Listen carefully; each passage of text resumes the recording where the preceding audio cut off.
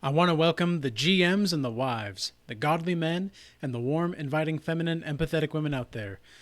I'm Thaddeus, and this is the Regal Change YouTube channel, and I want to discuss today why, when you begin to elevate, that's when the demons start to show up. And I also want to keep this a little bit lighthearted, or at least from the perspective of being okay with not being okay, because sometimes it's really important to have the perspective of lightheartedness when looking at how screwed we are as godly people. It's really kind of amazingly insane at just how wild of a world that we really live in and just how fast things are deteriorating. And all of a sudden, when you become somebody that wants to see something better for yourself, you want to see something better for the people around you, all of a sudden, that's when you start to be seen as the bad guy or the villain or whatever, right? And I've been thinking about this quite a bit recently. You know, there's never really been specifically any point in society in which there has been a lack of opposition to the people that are fighting for freedom or prosperity or anything like that. Jesus is the prime example of what happens when you stand for spirit and truth to its core. And this is something that we as godly people must be able to accept as an uncomfortable truth. Because if we do not have the capacity to stand on our values and our principles as godly people, what's going to happen if we don't do that is, well, we're going to be hiding away like a coward. We're going to be hiding away like a deceitful scoundrel that knows not who he is or what he's about, only to choose whether or not which side he thinks is going to win. And here's the thing. We do live in a spiritual war. We live in a psychological war. I genuinely think that psychological warfare is going to be the primary tool going forward, especially with AI coming out. And even just within the last few years, I've seen the power of AI and just what it's like. And just a few years ago, just 10 years ago, I had a flip phone for like the first time. And now we've got these like crazy like computers in our pockets where I can literally do anything that I really need to on a black screen just by moving my finger around on it. Like, this is pretty wild. And so times are changing very fast, much faster than I think we anticipate and can really fathom, because it only takes being around older people to see how fast things are really changing, because they themselves are not even up to date. And me, myself, I'm not even up to date on the latest technology. Well, why is this all important? Why is this all important? And in congruence with the topic. Because in order for us to elevate, we have to be aware of certain kinds of forms of technology. In order for us to elevate, we either have to completely, and when I say technology, I don't necessarily mean strictly like computers or engineering type machines or anything like that. I mean internal technology. Because you are ultimately, as a human being, for all intents and purposes, an antenna or a satellite of sorts, in which you can receive information from the source of creation. And anybody that's had the feeling of downloads would completely understand what I'm saying when I say this.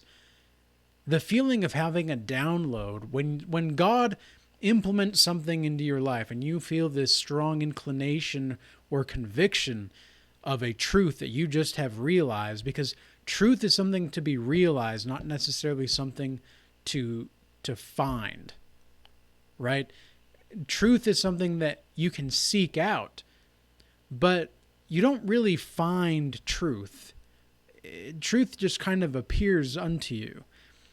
And so when we realize truth, we're realizing a certain kind of form of technology within our internal structures and being. And so when we do that, not only are we noticing that, but I genuinely think as well that everybody else around you is going to see that internal reformation in your technology, let's say, more quickly than you do. And the reason for that is because people operate, for the most part, subconsciously.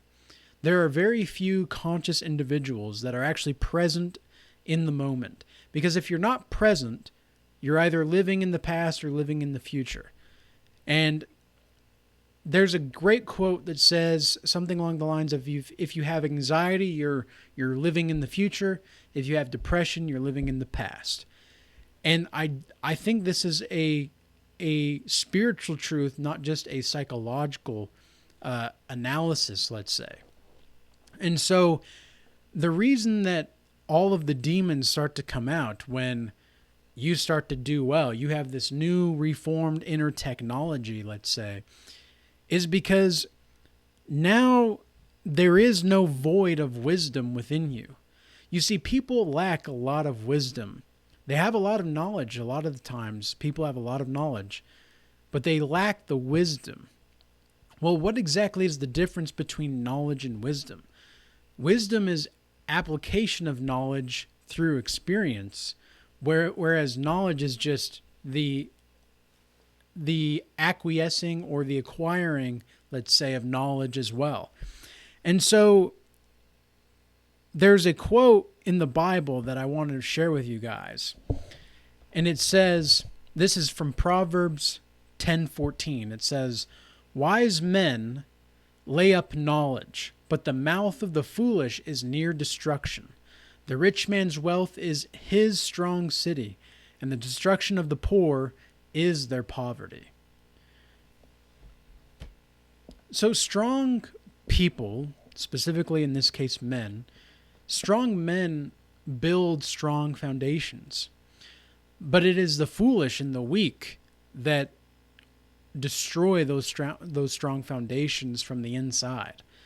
And so you'll see this all the time, in fact, with whether it's our government, whether it's our university leaders, whatever you want to see going on in our society today. You point somewhere to the West and you're bound to see corruption, I'm sure of it. It's really quite something to behold. But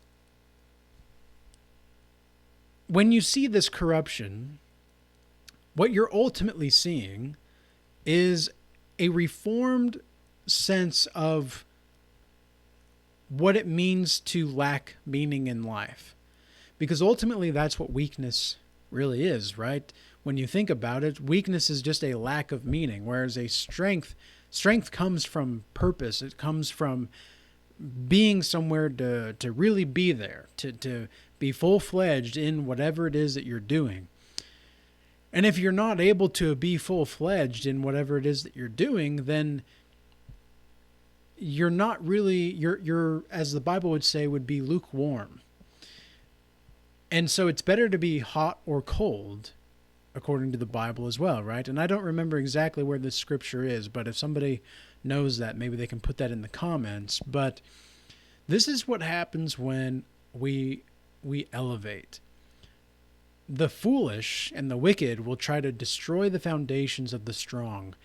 And it is up to the strong to face this opposition, to be at odds with the things and the people around. And think about this. What is the difference between a leader and a manager? Right? What's the difference between the two? Well, a manager is someone that is organized, or is his job or her job is to organize whatever it is that they're managing. Whereas a leader is more of a force. A leader is someone that emboldens people to take action. So that's what I'm here to do. One of the reasons that I get so oftentimes with people saying that they listen to my content is not only because apparently I have a calming demeanor, which for most people, and I'm aware of that myself out in my community, but I'm glad that that translates over into the YouTubeosphere, let's say, as well. But also it's because I give people the truth in a way that is straightforward, to the point, but also stands firm with a full sense of compassion. Now, this is just the feedback that I've got, because I've also got critics that say otherwise, but I like to think that the positives of what I'm doing are far outweighing any kind of possible negative that is going on. And that's exactly why the demons start to come out when you elevate. Is because the demons can sense that you're bringing light and you're illuminating the darkness in the shadow kingdom of the devil, and you're bringing about God's kingdom more to the society. Because consciousness itself, how do I say this without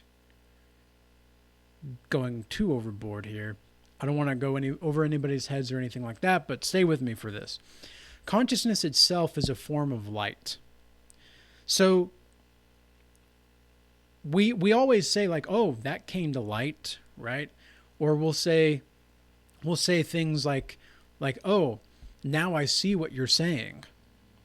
Well, think about the semantics of that, right? How can you see what somebody is saying exactly? Well, you see it by the internal technology that you possess. You have senses for a reason, right? You have senses for a reason.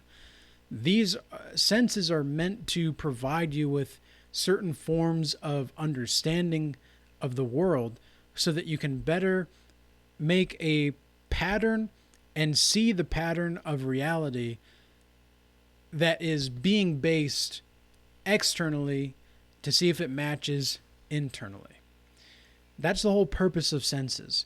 And these people are going to come out when they start to see that you're actually a little bit more calm. You're collected. You are passionate about what you're doing, perhaps. You have a purpose. You don't really take crap from people. You're very kind, but you don't take crap from people. You're capable of kindness, but you're a kind man and not a nice guy, for all the men out there watching. And for all the women, you're not just spewing out what every man or woman wants to hear. You're warm, the wife, right? Warm, inviting, feminine, empathetic.